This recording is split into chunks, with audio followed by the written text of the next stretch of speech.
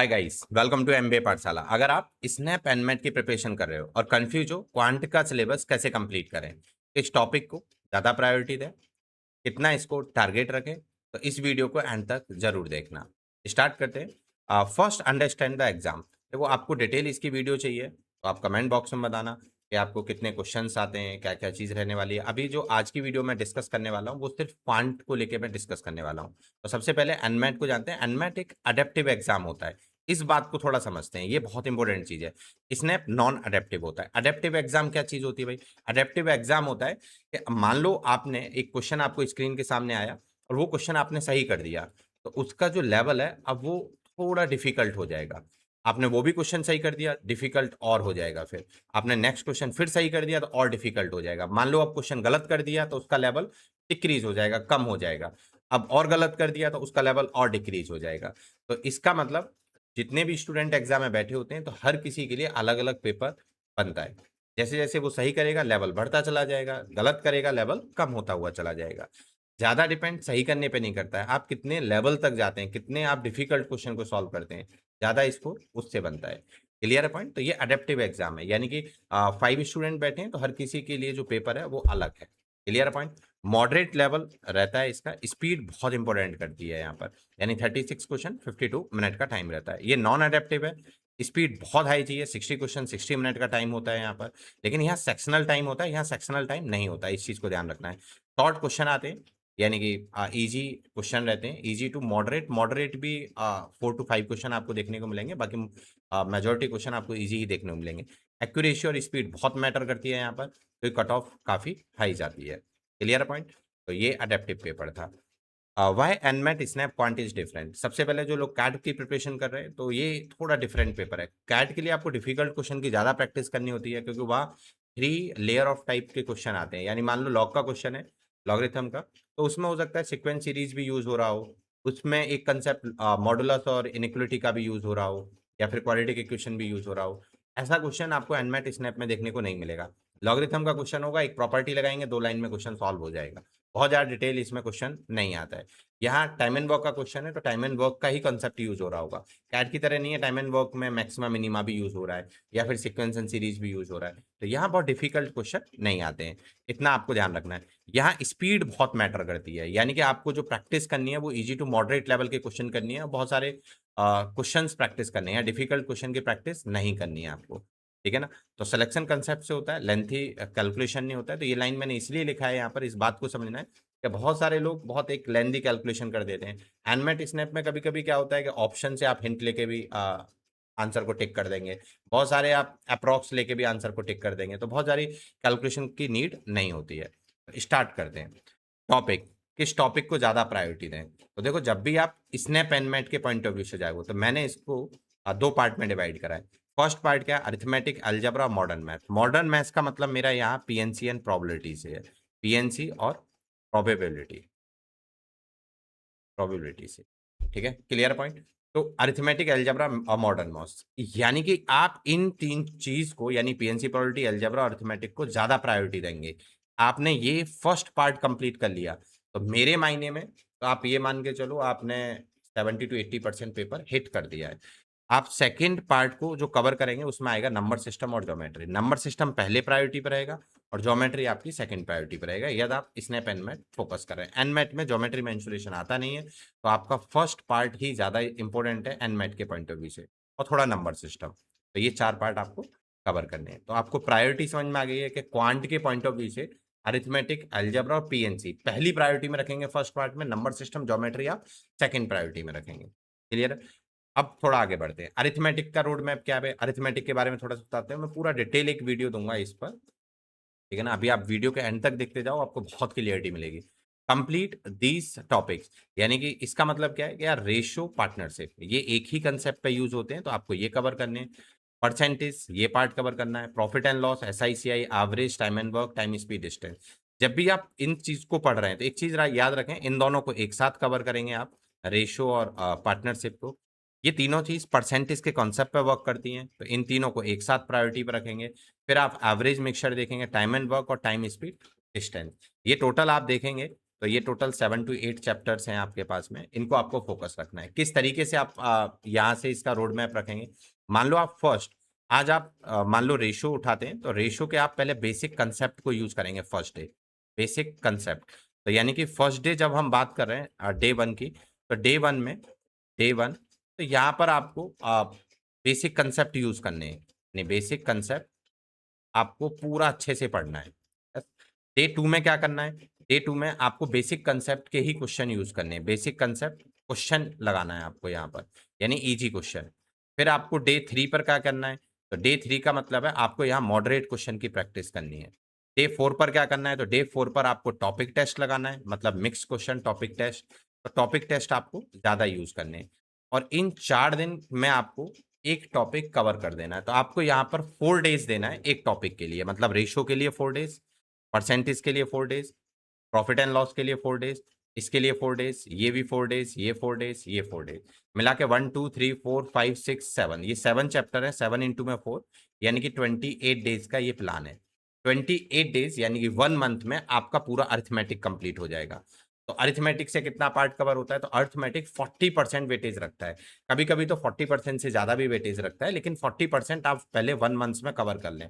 यानी कि अभी जुलाई ये 7 या 8 जुलाई है, तो अभी आप बात करें यहाँ पर, तो ये यहाँ से आप 1 मंथ का टारगेट लें आप पूरा, तो ये आप अरिथमेटिक कंप्लीट कर सकते हैं। फिर नेक्स्ट पार्ट पर हम चलेंगे अलजेब्रा। अलजेब्रा में आपको पूरा डिटेल अलजेब्रा नहीं पढ़ना है, यानी कि जैसे हम कैट के लिए पढ़ते हैं, आपको लीनियर इक्वेशन पढ़ना है। आपको 3 दिन पढ़ने लीनियर इक्वेशन की, फर्स्ट डे प्रॉपर्टी वगैरह बेसिक कंसेप्ट, फिर इजी क्वेश्चन का प्रैक्टिस लगाना है, फिर मॉडरेट लेवल का प्रैक्टिस और प्लस टॉपिक टेस्ट लगाना है। ध्यान रखना टॉपिक टेस्ट जरूर लगाना है। अभी यहाँ से क्या करेंगे? जब आपने अरिथमेटिक कंप्लीट करा है, जब आप अलजेब्रा की तरफ आ रहे हैं, तो अरिथमेटिक को छोड़ नहीं देना है। आप क्या करेंगे? यहाँ पर सेक्शनल लगाएंगे आप, सेक्शनल अरिथमेटिक के सेक्शनल यूज करेंगे, सेक्शनल सेक्शनल अरिथमेटिक। तो अरिथमेटिक आपका क्या होता रहेगा? रिवाइज होता रहेगा डेली के। तो जब भी यहाँ डे 1 की तरफ जा रहे हैं, यानी अलजेब्रा में, तो डे 1 आप कंसेप्ट कर रहे हैं, डे 2 में आप इजी टू मॉडरेट क्वेश्चन कर रहे हैं, डे 3 में आप क्या करेंगे? इसके वही इजी टू मॉडरेट क्वेश्चन तक चले जाएंगे, टॉपिक टेस्ट चले जाएंगे। तो ऐसे ही डे 4 तक का बहुत सारे लोगों का मैथ्स वीक है, तो 4 डेज का भी प्लान वही रख सकते हैं जो अरिथमेटिक का रखा है। तो 1 2 3 4 5 और 6 चैप्टर है, 6 इंटू में 4, यानी कि 24 डेज हो गए। और आपको लास्ट के जो 6 डेज है वो कोई नया टॉपिक नहीं पढ़ना है आपको, यानी कि लास्ट 6 डेज इस मंथ में आपको क्या करना है? टोटल 6 डेज, टोटल आपको अरिथमेटिक प्लस नंबर से arithmetic, arithmetic plus algebra, algebra, इन दोनों का 6 डेज सेक्शनल यूज करना है, सिर्फ सेक्शनल। और आपका जो चैप्टर वीक है सेक्शनल में, आपको जब पता चलेगा कि यार ये चैप्टर मेरा वीक है, तो फिर आप क्या करेंगे? फिर आप उस चैप्टर की अलग से प्रैक्टिस करेंगे, यानी कि दोबारा से उसको 2 दिन अलग से देंगे, यानी 2 डेज का जो प्लान रहेगा वो वीक चैप्टर के लिए रहेगा फिर ऑलवेज।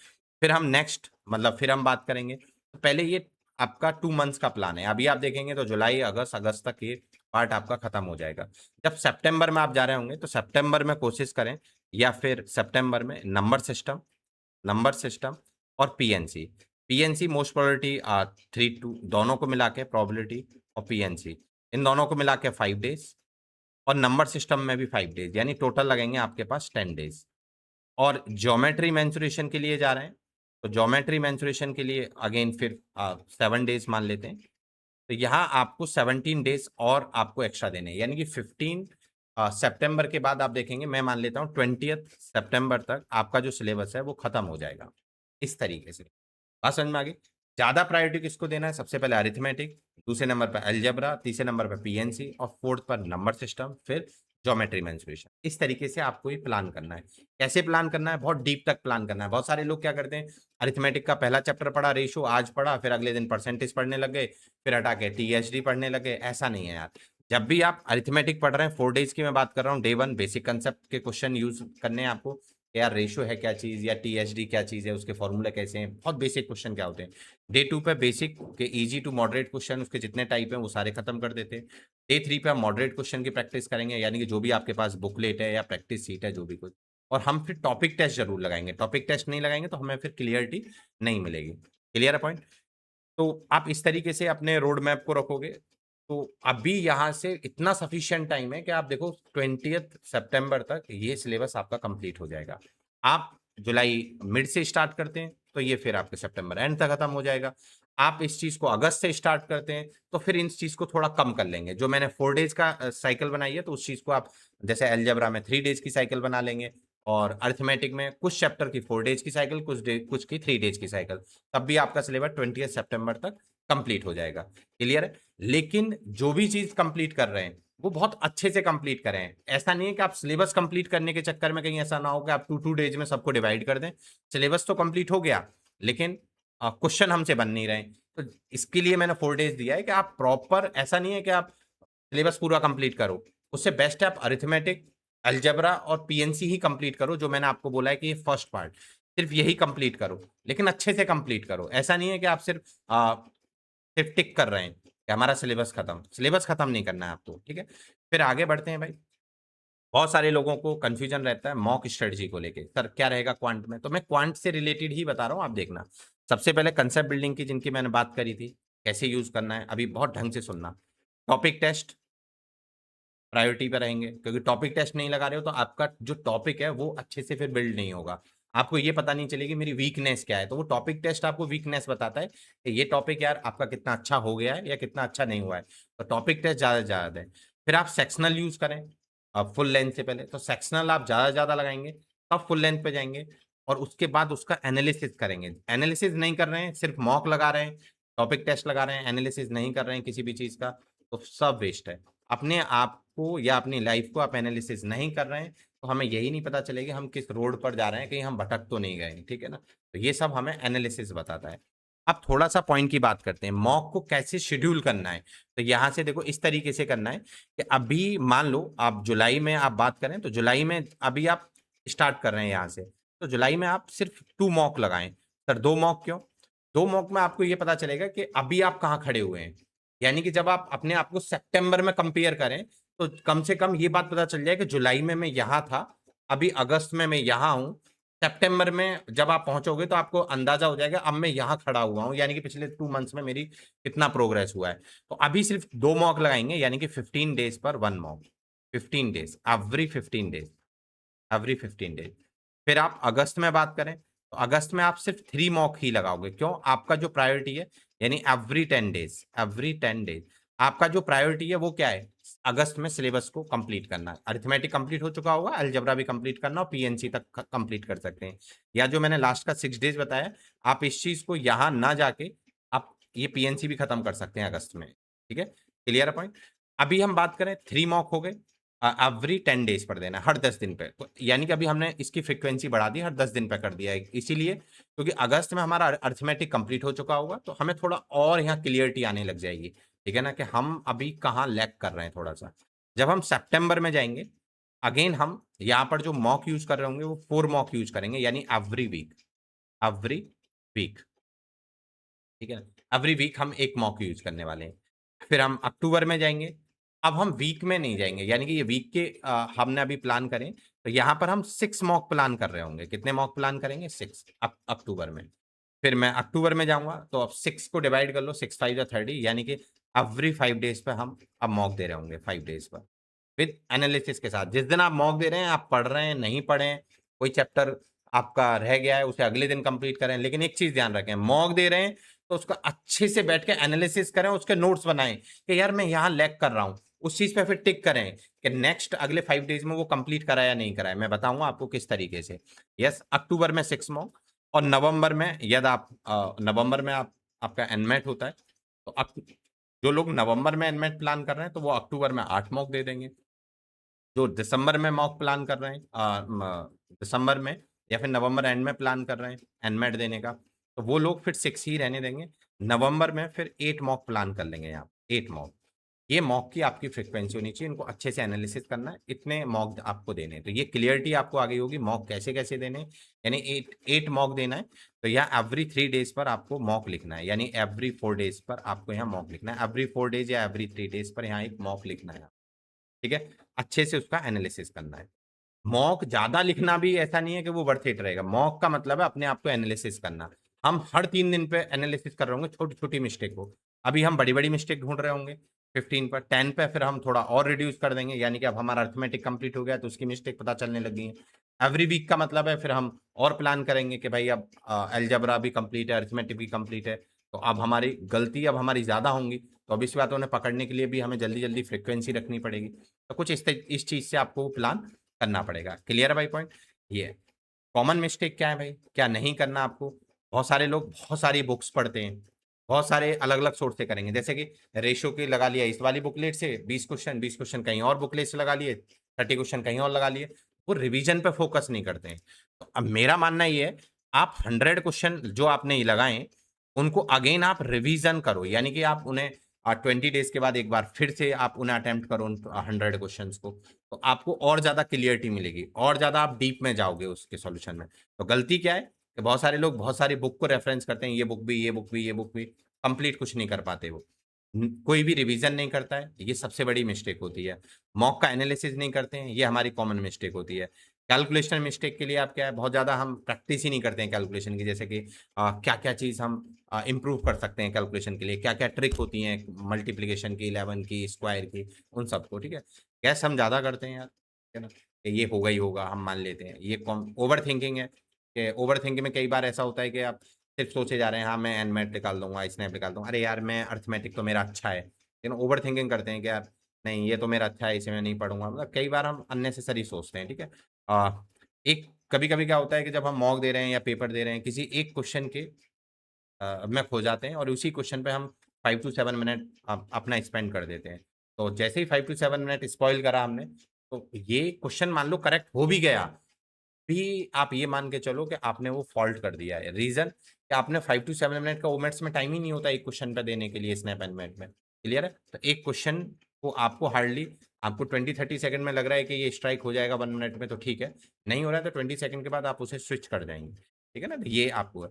बहुत सारे लोग क्या होता है पीएनसी प्रोबेबिलिटी को छोड़ जाते हैं। कभी-कभी अनमेट में 6 to 7 question directly PNC probability से आते ही रहते हैं। मैंने बोला अडैप्टिव पेपर है और स्नैप में 20 क्वेश्चन आते हैं तो 4 क्वेश्चन कभी-कभी डायरेक्ट पीएनसी प्रोबेबिलिटी से आ जाते हैं। तो 4 क्वेश्चन का मतलब है कि 4/20 यानी कि 25% जो 20% जो पेपर है वो अकेला पीएनसी से आ जाता है। तो पीएनसी बहुत सारे लोग छोड़ के चले जाते हैं। सिर्फ 2 टू 3 डेज़ का ये टॉपिक है, तो इसको कंप्लीट ज़रूर करना। फॉर्मूले रटने लग जाते हैं कि प्रॉफिट एंड लॉस का फॉर्मूला रटेंगे। यार फॉर्मूले ना रटें, उसके पैटर्न को देखो, इस टाइप का क्वेश्चन है उसे किस तरीके से सॉल्व करते हैं। ठीक है ना? नॉलेज से ज़्यादा एग्जीक्यूशन इंपॉर्टेंट है। बहुत सारे लोग क्या है ना बहुत सारी नॉलेज गेन कर लेते हैं, लेकिन वो एग्जीक्यूट नहीं कर पाते हैं। यानी कि एग्जाम में उस क्वेश्चन को सॉल्व नहीं कर पाते हैं, एग्जीक्यूट ही नहीं कर पाते हैं। बहुत देर के बाद उन्हें वो पैटर्न याद आ रहा होगा। तो इस चीज़ लिए ये ध्यान रखेंगे, ये बहुत इंपॉर्टेंट है। ये आपको मिस्टेक नहीं करनी है। मॉक का पार्ट आपको समझ में आ गया होगा, किस तरीके से आपको ये साइकिल यूज़ करनी है। सबसे पहले कौन-सी चीज़ इम्पोर्टेंट है, तो अरिथमेटिक में हम जाएँगे तो ये फर्स्ट पार्ट, ये सेकंड पार्ट। अरिथमेटिक किस तरीके से यहाँ से प्लान करना है, कुछ ये आपको तरीके हैं। आपको इन सब चीज़ों के लिए आपको लगता है कि नहीं यार, ये मुझे बहुत सिस्टमैटिक चाहिए, कांसेप्ट बिल्डिंग भी चाहिए, ये भी चाहिए। इस चीज़ के लिए एक हमारा बैच भी है। मतलब आपको लगता है कि आपके पास सर हमारे पास सोर्स ही नहीं है, हमारे पास एक पूरा प्लान ही नहीं है कि ये चीज़ हमें कोई सिस्टमैटिक तरीके से प्रोवाइड करा दे। तो उसके लिए ये कंप्लीट ओमेट्स बैच है। ये सिस्टमैटिक ढंग से क्या प्रोवाइड कराता है? सबसे पहले मान लो आपकी रेशो की क्लास होगी, तो मान लो रेशो में आपको 2 टू 3 डेज़ आपकी क्लास होती है, 3 डेज़ 4 क्लासेस आपकी रेशो की होंगी। तो आपको क्वेश्चन्स कराए जाएँगे। क्वेश्चन से बाद आपको एक प्रैक्टिस सीट दी जाएगी। तो आपको क्या क्या मिलेगा? एक प्रैक्टिस सीट मिलेगी। तो एक सीट मिलती है, क्लास के क्वेश्चन्स होते हैं, क्लास क्वेश्चन। तो आपको पहले क्लास में क्वेश्चन्स कराए जाएँगे, फिर उसके बाद एक सीट प्रोवाइड कराई जाएगी, फिर उसके बाद आपको टॉपिक टेस्ट दिए जाएँगे, टॉपिक टेस्ट आपको दिए जाएँगे। फिर आपको क्विज़ भी मिलेंगे इसमें, उसी टॉपिक का। क्विज़ के साथ आपको और क्या मिलेगा? तो इसमें आपको बुकलेट मिलेगी विद वीडियो सॉल्यूशन के साथ, booklet with video solution, quiz भी वीडियो सॉल्यूशन के साथ, टॉपिक टेस्ट भी वीडियो सॉल्यूशन के साथ। ये सारी चीज़ वीडियो सॉल्यूशन के साथ मिलेंगी, इनके वीडियो सॉल्यूशन भी आपको मिलेंगे साथ में।